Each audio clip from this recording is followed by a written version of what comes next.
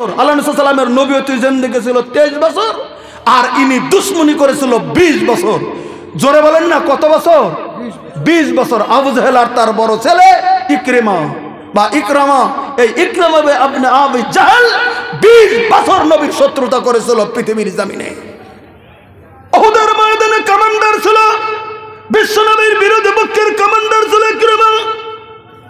আমার ভাইরা, এরকম করে করে বিভিন্ন জায়গাতে বিশ্বের নবীকে ক্ষতি সাধন করার জন্য লক্ষ লক্ষ টাকা খরচ করেছে ইকরামা ইবনে আবি জাহেল। পৃথিবীর জমিনে আল্লাহ রাব্বুল আলামিনের শত্রুর উপর শত্রু ছিল পৃথিবীর জমিনের ভিতরে ইকরামা আবু জাহেলের ছেলে।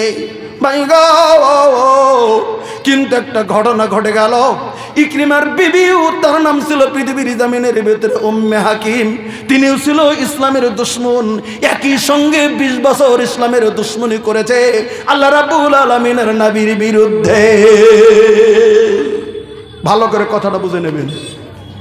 1 বছর নয়, 2 বছর নয়, স্বামী স্ত্রী মিলে 20 বছর ইসলামের বিরুদ্ধে চরণ করেছে পৃথিবীর জমিনে।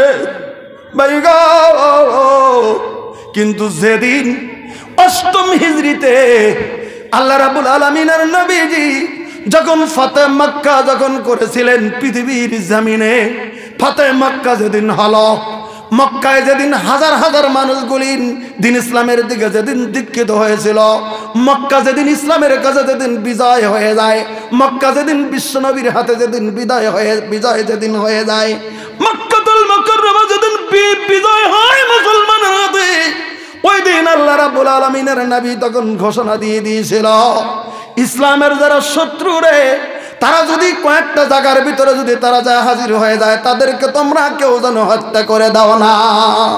একটা হলো আবু সুফিয়ানের বাড়িতে, একটা হলো কাবাগরের খাম যারা ধরবে, কাবাগরের ভিতরে যারা ঢুকবে আর কাবাগরের খাম্বি যারা ধরবে, আমরা বুঝে নেব তারা সারেন্ডার, তাদেরকে আমরা পৃথিবীর জমিনের ভিতরে হত্যা করব না। তারপরে যারা যারা এমনি থেকে যাবে পাইলেই তাদেরকে মেরে দেবে, আর না হলে তাদেরকে তোমরা বাড়িতে বাড়িতে পলায়নের ব্যবস্থা করে দাও। বাস, নবী ঘোষণা দিয়ে দিল। তারপরেও কয়জন লোকের নাম নবী বলেছেন, খুব ভালো করে বুঝে নেবেন। কয়জন লোকের নাম নবী বলছেন? 1 নম্বরে তার নাম বলা ছিল ইকরিমা ইবনে আবু জাহেল, ওরকম নাম বলা ছিল আবু সুফিয়ানের স্ত্রী হিন্দা, এরকম কিছু নাম বলা ছিল গো।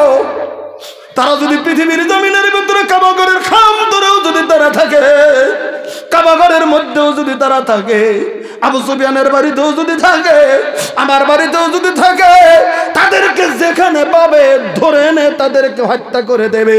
কারণ 20টা বছর ইসলামের অজস্র তারা পৃথিবীর জমিনে ক্ষতি করেছে, তারা যত ইসলামের লোকসান করেছে, বিশ্বনবীর সাহাবীদের যত ক্ষতি করেছে, কাজে গতিকে তাদের কয়েকটা নাম নবী ঘোষণা করে দিয়েছিলেন।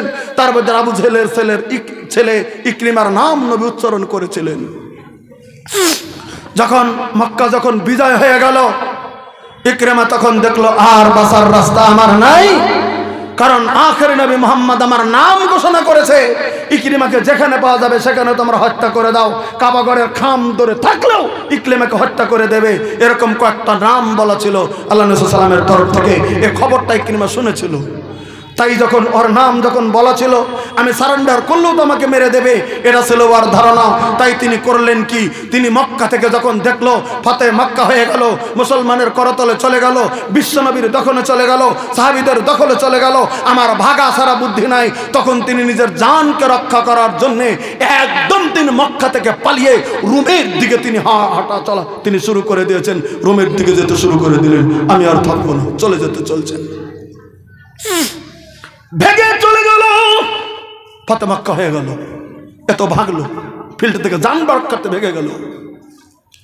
জান রক্ষার্থে যখন ভেগে গেল, ফাতে মক্কা হয়ে গেল, দেশ একদম সমস্ত দেশ সমস্ত মক্কা যখন শান্তি চলে আসলো, হেন্দা দেখলো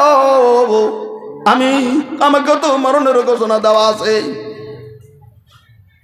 ইকরিমার স্ত্রী উম্মে হাকিম জানে আমার স্বামীকে মারার কথা আল্লাহ রাব্বুল আলামিনের নবী ঘোষণা দিয়েছে, কিন্তু আমরা যাব বিশ্ব নবীর কাছে। নবী যদি পৃথিবীর জমিনে আমাদেরকে কি জানি কালেমা পড়িয়ে যদি মুসলমান বানিয়ে নাই, আমরা আল্লাহ নবী সাল্লামের কাছে যাব। 10 জন মহিলা একত্রিত হয়ে গেল। হিন্দা তার ভিতরে ছিল, হিন্দা ছিল, আবু জেহেলের বৌমা উম্মে হাকিম ছিল, আরো বড় বড় বড় বড় 8 জন নেত্রী একত্রিত হইয়া আল্লাহ রাব্বুল আলামিনের নবীর কাছে চলে যায়।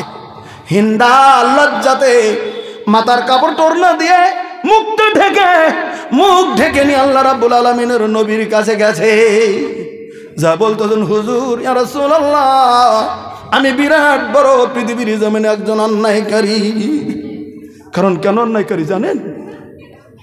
উহুদের ময়দানে আল্লাহ রাব্বুল আলামিনের নবীর চাচা হযরত হামজাকে যখন শহীদ করা হয়, হামজাকে যখন উহুদের ময়দানে শহীদ করা হয়েছে, হযরত হামজা রাদিয়াল্লাহু তাআলা আনহুর বুকটা ফেরে দিয়ে কাঁচা কলিজা বের করে হিন্দা কাঁচা কলিটা দাঁতের ভিতরে নিয়ে রাগের চোটে চিবিয়ে দিয়েছে।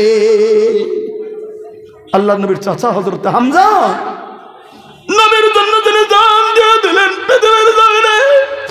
সেই নবীর চাচা শহীদ হওয়ার পরেও বুকটা বেড়ে দিয়ে কলিজা বের করে কাঁচা কলিজা হিন্দা নামে মেয়েটা চিবিয়ে দিয়েছিল। এই কথা আল্লাহ রাব্বুল আলামিনের নবী যখন শুনছেন, নবীর চোখের পানি ঝরঝর করে জমিনের ভিতরে ফেলে দিয়েছে। কারণ আমার চাচা বুকটা ফেরে দিয়ে তার কাঁচা কলিজাটা জমিনের ভিতরে চিবানো হয়েছে। কত বড় দুঃখ নবী। তাই হিন্দা আল্লাহ রাব্বুল আলামিনের নবীর কাছে গেলেন। এবার দেখছে বুদ্ধি নাই গো, নবীর কাছে বলতেছেন, হুজুর গো, আমি অন্যায় করে, আমি পাপিষ্ঠ জমিনের ভিতরে, কিন্তু আমি চাইছি আপনি যদি আমাকে মাফ করে দেন গো নবী গো, আমি পৃথিবীর জমিনে আপনার কাছে আমি ক্ষমা ভিক্ষা, আমি আপনার কাছে জান ভিক্ষাটা